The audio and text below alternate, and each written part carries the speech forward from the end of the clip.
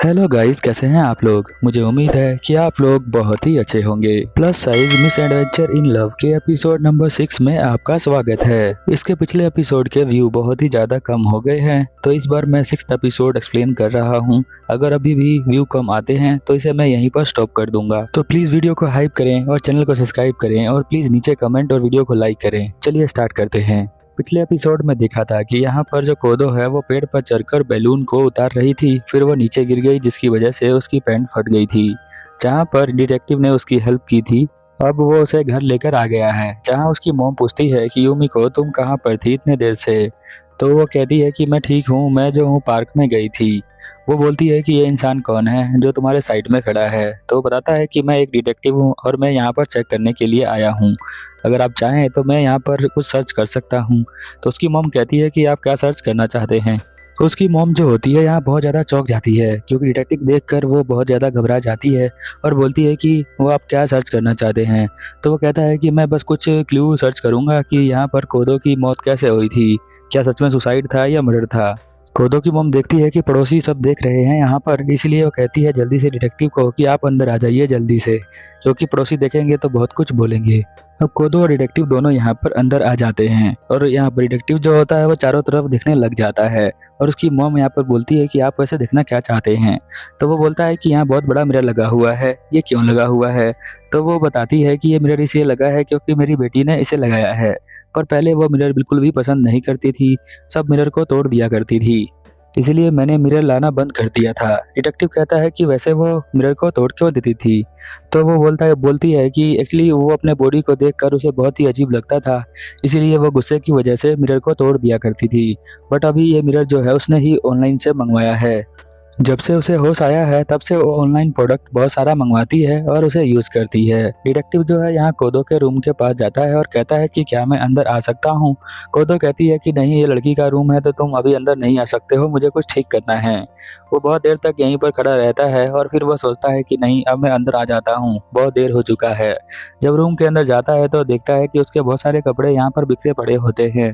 शायद इसीलिए कोदो यहाँ मना कर रही थी कि वो रूम के अंदर ना आए। फिर हम देखते हैं कि वो जल्दी जल्दी से कपड़े को सही करने लग जाती है। डिटेक्टिव बोलता है कि लड़कियों के रूम के अंदर तो बहुत सारी चीजें होती हैं, दीवार पर फूल पत्ते, बहुत सारी डेकोरेशन होती है, तुम्हारे दीवार पर तो अब कुछ भी नहीं है, बिल्कुल प्लेन है। कोदो कहती है कि हाँ, ये बिल्कुल प्लेन है, क्योंकि पिछले वाली जो कोदो थी उसे इस तरह का ही रूम पसंद था, इसलिए मैंने सोचा कि मैं इसे ऐसे ही रहने देती हूँ।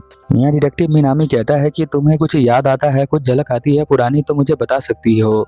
तो वो कहती है कि हाँ, मुझे आती तो है, जैसे कि मैं मिरर के पास खड़ी हूँ, टूटे हुए मिरर के पास अपने आप को देख रही हूँ और मैं बहुत ज़्यादा ख़राब दिख रही हूँ। इवन कि मैं अपने आप को देखती हूँ कि मैं फ़ोटो ले रही हूँ केसुके की, और मैं इन यादों को देखकर बहुत ज़्यादा डर जाती हूँ। बट मुझे याद है कि केसुके ने मुझे कहा था कि अगर मैं पहले जैसी भी हो गई ना तो वो मुझे। कोदो कहती है कि मैंने एक झलक और भी देखी थी, जहाँ पर एक लड़की के हाथ में चाकू था। तो यहाँ पर डिटेक्टिव जो होता है वो पूछता है कि वो चाकू किसके हाथ में था, तुम्हें कुछ पता है क्या। तो वो बोलती है कि नहीं, मुझे बिल्कुल भी याद नहीं है। वो दोनों बात ही कर रहे होते हैं, तभी हम देखते हैं कोदो की मॉम यहाँ पर आ जाती है और कहती है कि अगर आपका काम हो गया है तो आप जा सकते हैं यहाँ से, आपके पास सर्च वारंट भी नहीं है। तो वो कहता है कि ठीक है, मैं यहाँ जा रहा हूँ, नेक्स्ट टाइम ज़रूर आऊँगा। पर मुझे लगता है कि आप अपने बेटी से ज़्यादा कम प्यार करती हैं, ज़्यादा पड़ोसियों से प्यार करती हैं, क्योंकि आप उनके बारे में ज़्यादा ध्यान रख रही हैं। पर हम देखते हैं कि कोदो यहाँ पर कहती है कि ऐसी कोई बात नहीं है, मेरी मॉम मुझसे बहुत ज़्यादा प्यार करती है, इसीलिए मुझे उसने पाल पोस कर बड़ा किया था और मैं इतनी ज़्यादा ब्यूटीफुल हूँ, तो मेरी मॉम का इसके अंदर बहुत ज़्यादा योगदान है। वो अपने मॉम से बोलती है कि आपने ही मुझे तो पैदा किया था, तो आप जो है इतनी ज़्यादा उदास मत हो। ये डिटेक्टिव ऐसे ही सब कुछ बोलता रहता है। फिर हम देखते हैं डिटेक्टिव जो है यहाँ से चला जाता है, कहता है कि कल मिलते हैं, और वो हंसना स्टार्ट कर देता है।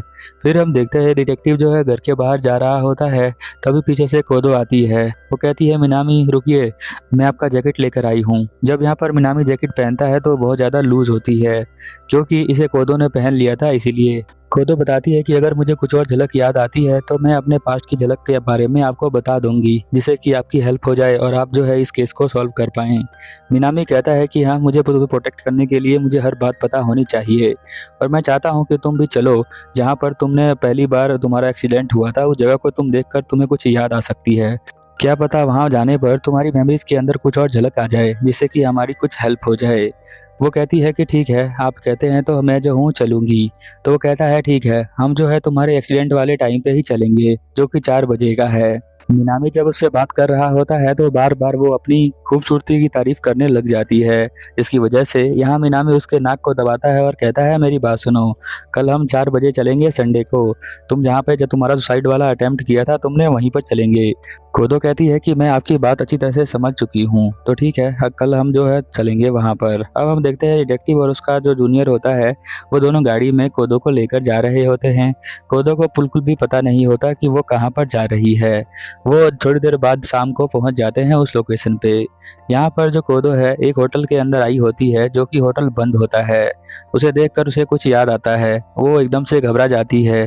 कोदो की हार्ट बीट जो होती है वो एकदम से फास्ट हो जाती है और वो नीचे बैठ जाती है और फिर उससे पूछते हैं कि क्या हो गया, तो बताती है कि मैंने जो है इस प्लेस को अभी अभी इमेजिन किया है, मैंने शायद यहाँ पर मैं आ चुकी हूँ। फिर वो तीनों जो है होटल के अंदर चले जाते हैं, जहाँ पर कोदो आसपास देख रही होती है, क्योंकि यही क्राइम सीन होता है जहाँ पर उसने सुसाइड कर लिया था। फिर हम देखते हैं मिनामी जो होता है उस रूम के अंदर ले जाता है जहाँ से खिड़की से उसने जंप किया था। वो कहता है कि देखो यहाँ पे पैरों के निशान हैं, इन पैरों के निशानों को ध्यान से देखा जाए तो कुछ पैरों के निशान 23.5 सेंटीमीटर हैं और एक लड़की के पैर के निशान 24 सेंटीमीटर हैं और एक लड़के के पैर के निशान 27 सेंटीमीटर हैं। इसका मतलब यही है कि यहाँ पर 3 लोग थे, जिसमें से 2 फीमेल थी और 1 मेल था, और तुम जो हो यहीं पर खिड़की के पास तक गई थी और उसके बाद तुम नीचे लटक रही थी, तुम्हारे हाथों के निशान भी यहाँ पर आ गए थे। इसीलिए मुझे शक हो रहा है कि अगर तुम सुसाइड कर रही थी तो तुम्हें जो है वहाँ पर पकड़ने की क्या ज़रूरत थी। तुम जो हो सुसाइड नहीं कर रही होगी, तुम्हें कोई धक्का दे रहा होगा, इसी वजह से तुमने अपने आप को बचाने के लिए पकड़ा होगा अपने आप को। अब उसके दिमाग में बहुत तेज तेज हलचल होने लग जाती है, क्योंकि वो सीन भी उसे याद आने लग जाता है जब वो लटक के यहाँ पर गिरने वाली थी तब का सीन। जिसने भी सुसाइड किया हो उसे अगर पास्ट के सीन याद आने लग जाए तो उसे ऐसे ही होगा, उसका माइंड डिस्टर्ब होने लग जाएगा। यहाँ पर मिनामी पूछता है कि कुछ हुआ है तो मुझे बता सकती हो। वो कहती है कि हाँ, मुझे धीरे धीरे चीज़ें याद आ रही हैं। वो लटकने वाला सीन जो अभी आपने बताया था वो मुझे अभी अभी याद आया, पर मुझे समझ में नहीं आ रहा है कि मैं ऐसा कर क्यों रही थी। मैं बहुत ज़्यादा रो रही थी और मैं अपने आप को रोक रही थी मरने से, पर फिर भी मुझे किसने मारा मुझे अभी तक समझ नहीं आया। अब मिनामी जब समझ जाता है कि यहाँ कोदो बहुत ज़्यादा घबरा गई है तो मिनामी कहता है कि चलो अब हम यहाँ से चलते हैं, अगली बार फिर से हम यहाँ पर आएंगे। कोदो कहती है कि नहीं, कुछ और देर यहाँ पर रुकते हैं, बट मिनामी मना कर देता है क्योंकि उसे पता होता है कि इसकी तबीयत और ज़्यादा ख़राब हो जाएगी। इससे अच्छा है कि हम जो है यहाँ पर चलते हैं और अगले दिन फिर यहाँ पर हम लोग आएंगे। रास्ते में वो व्हाइट कलर का फ्लावर देखती है जिसकी स्मेल उसने पहली बार कहीं सूंघी होती है, पर उसे याद नहीं आ रहा होता है कि वो स्मेल जो है उसने कहाँ पर सूंघी थी। बस वो फ्लावर जो है उसे बहुत ज़्यादा पसंद आते हैं। वो कहती है कि ये फ्लावर मेरी तरह ही बहुत ज़्यादा ब्यूटीफुल हैं।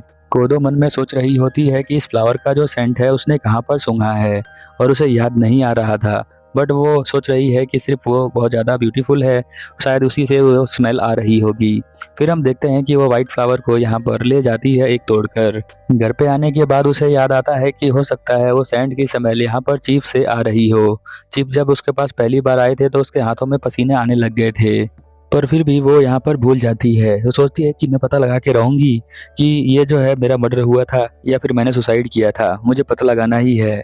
और वो सोचती है कि शायद उसकी वाइफ को भी मैंने कहीं देखा था, क्या पता वो स्मेल जो है सैंड की वो उसके वाइफ के अंदर से आ रही हो। मिनामी उससे पूछ रहा होता है कि क्या तुम्हारा कोई क्लोज फ्रेंड था या फिर कोई रोमांटिक पार्टनर जो तुम्हारे साथ रहता हो। उसे याद नहीं आ रहा होता है और वो सोचती है कि क्या पता ईयर बुक के अंदर कुछ ऐसा मिले, इसलिए वो यहाँ पे मिरर में अपने आप को देखते हुए ईयर बुक को निकाल लेती है और उसके अंदर देखने लग जाती है कि क्या पता उसकी कोई फोटो किसी दोस्त के साथ मिले। बट उस ईयर बुक में उसकी फोटो बिल्कुल भी नहीं मिल रही होती है। उस स्कूल के अंदर भी, स्कूल ट्रिप में भी उसकी फोटो नहीं मिलती है। कोदो यहाँ पे समझ नहीं पाती कि किसी भी स्कूल ट्रिप के अंदर उसकी फोटो क्यों नहीं है। वो यहाँ पर मॉल के अंदर आ जाती है, कुछ ले रही होती है यहाँ पर वो सामान। वो सोच रही होती है कि क्या पता जब मैं स्टूडेंट लाइफ में थी तो मैंने जो है अपनी फोटो क्यों नहीं ली। तभी हम देखते हैं कि मिडिल स्कूल का एक लड़का जो उसके साथ सेम स्कूल में पढ़ता है, वो यहाँ पर कहता है कि तुम्हारा नाम कोदो है क्या। तो वो कहती है कि हाँ, मेरा नाम कोदो है। तो वो बोलता है कि मैं तुम्हारे साथ ही पढ़ता था, क्या तुम्हें याद है। तो वो बोलती है कि क्या तुम मेरे क्लोज फ्रेंड हो। तो वो कहता है कि नहीं, मैं तुम्हारा क्लोज फ्रेंड नहीं हूँ, मैं तो तुम्हारी क्लास में पढ़ता था बस। कोदो कहती है तुम्हें तो पता ही है कि मैं कितनी ज्यादा ब्यूटीफुल हूँ, मेरी जैसी ब्यूटीफुल लड़की का तुम जो हो फ्रेंड बन सकते हो। तो वो यहाँ पे हंसने लग जाता है और कहता है कि अगर तुम ऐसी बातें स्कूल टाइम में करती तो शायद मैं तुम्हारा फ्रेंड बन जाता, पर जिस तरह से तुम अब दिख रही हो उस तरह से स्कूल टाइम में नहीं दिखती थी, शायद इसी वजह से मैं तुम्हारा फ्रेंड नहीं बन पाया और तुम जो हो किसी की भी फ्रेंड नहीं थी। ऐसा बोल के वो यहाँ से चला जाता है। अब यहाँ पर वो सोचती है कि क्या सच में उसकी कोई भी फ्रेंड नहीं थी। कोदो जो होती है थोड़ा सा उदास होकर अपने घर की तरफ जा रही होती है और वो सोच रही होती है कि क्या वो वाकई में किसी से बात नहीं करती थी और इतना ज़्यादा डरावनी दिखती थी कि उसका कोई भी फ्रेंड नहीं था। तभी रास्ते में एक आंटी मिलती है जो कहती है कि अरे तुम्हें याद है मैं तुम्हारे पड़ोस में रहती हूँ और मैंने तुम्हें बचपन से देखा है, तुम अब बिल्कुल अलग लगती हो, तुम पहले की तरह नहीं लगती हो, अब तुम बहुत ज़्यादा चेंज हो चुकी हो यूमिको, तुम्हारे ड्रेस पहनने का स्टाइल भी चेंज हो चुका है और इवन कि तुमने जो है हेयर स्टाइल भी चेंज कर लिया है, अब तुम बहुत ज़्यादा ब्यूटीफुल लगती हो। वो बूढ़ी आंटी कहती है कि मैंने तुम्हें बचपन में देखा था, तुम जो हो बहुत ज़्यादा खाती थी, बट तुम्हारी मम्मी भी तुम्हें बहुत ज़्यादा खाने देती थी, तुम्हें जो है बहुत जल्दी जल्दी भूख लगा करता था, इसी वजह से मैं भी तुम्हारे लिए खाना लेकर आया करती थी, और तुम्हारी मम्मी तुम पे गुस्सा हो जाती थी कि तुम बहुत ज़्यादा खाना खाती थी, बट पहले तो तुम मुझे दिखती भी नहीं थी और आज तुम मुझसे बात कर रही हो, ये देख कर मुझे बहुत अच्छा लगा। जब तुम छोटी थी तो मैं तुम्हारे लिए खाना लेके आया करती थी और तुम उसे खाकर बहुत प्यारी सी स्माइल किया करती थी, बट वो देखकर मुझे बहुत ही अच्छा लगता था। अब यहाँ पर कोदो कहती है कि प्लीज़ मुझे माफ़ कर देना, और वो सोचती है कि कम से कम मैं इन आंटी के दिमाग में तो हूँ, इनके मेमोरीज में मैं भी जिंदा हूँ। फिर वो सोचती है कि मैं जो हूँ अभी ढूंढूंगी कि क्या मेरे स्कूल में, नेबर में, जहाँ मैं काम करती हूँ, वहाँ पे कौन कौन लोग मुझे जानते हैं और उनके मेमोरीज में मैं हूँ या नहीं हूँ। अगर थोड़ा बहुत उनको याद होगा तो मैं अपने बारे में जान लूँगी। तभी एक वो डॉगी को देखती है और जिसे वो खिलाने लग जाती है, और हम देखते हैं कि ये एपिसोड यहीं पर ख़त्म हो जाता है। तो अगर आपको एपिसोड नंबर 7 देखना है तो इस वीडियो को लाइक करें और नीचे कमेंट करें और इस वीडियो को हाइप करें और चैनल को सब्सक्राइब करें, वरना नेक्स्ट एपिसोड मैं तो नहीं लेके आने वाला हूँ अगर इस तरह से व्यू आए तो। मिलते हैं अगले एपिसोड में, तब तक के लिए ओवर एंड आउट।